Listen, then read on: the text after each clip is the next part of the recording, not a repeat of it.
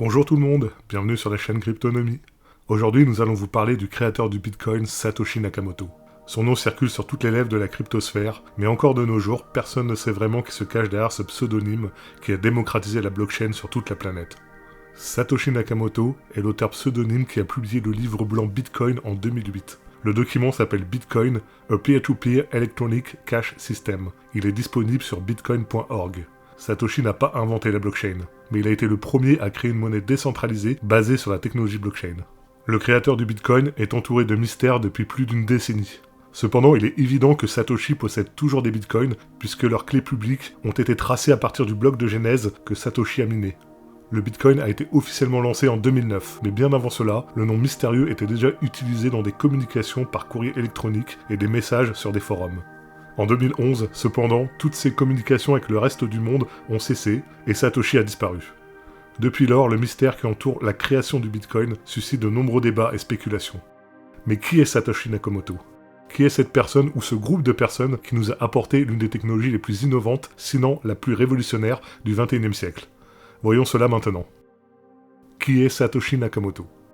Avant de répondre à cette question, nous devons d'abord nous demander, s'agit-il d'une seule personne ou d'un groupe de personnes ?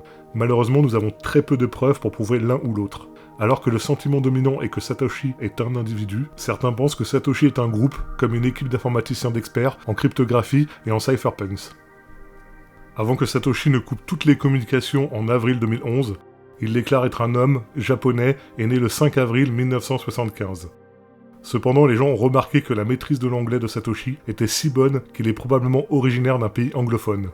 En outre, ces communications ont eu lieu principalement pendant les heures de travail en Europe, ce qui laisse supposer qu'il ne résidait pas au Japon. Vu que Satoshi Nakamoto ne communique plus avec le reste du monde, les spéculations vont bon train en ce qui concerne sa véritable identité.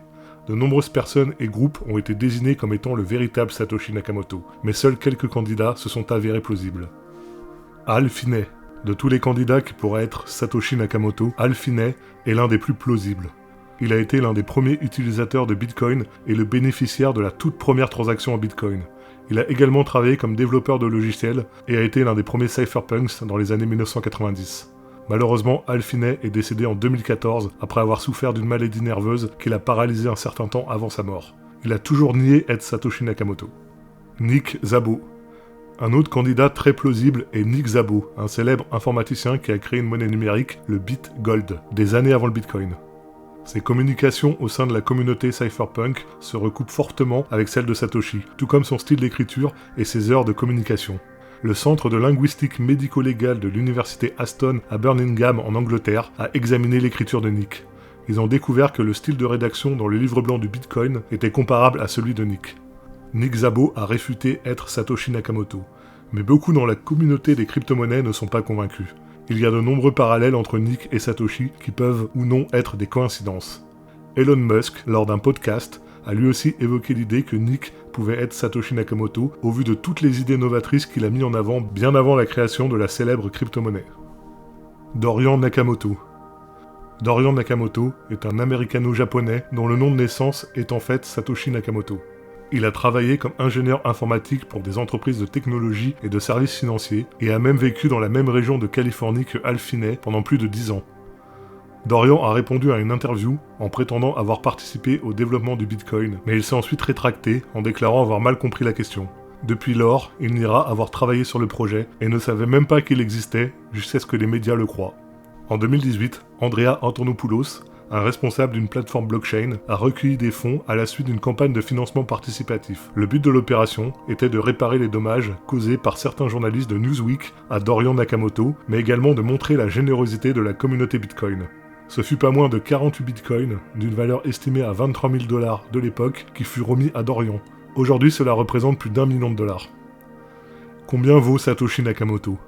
Peu importe qui est le vrai Satoshi Nakamoto, il est très riche. Les analystes ont retracé les portefeuilles de Satoshi, estimant ainsi sa valeur nette. Depuis début 2009, Satoshi Nakamoto n'a pas dépensé un seul Satoshi.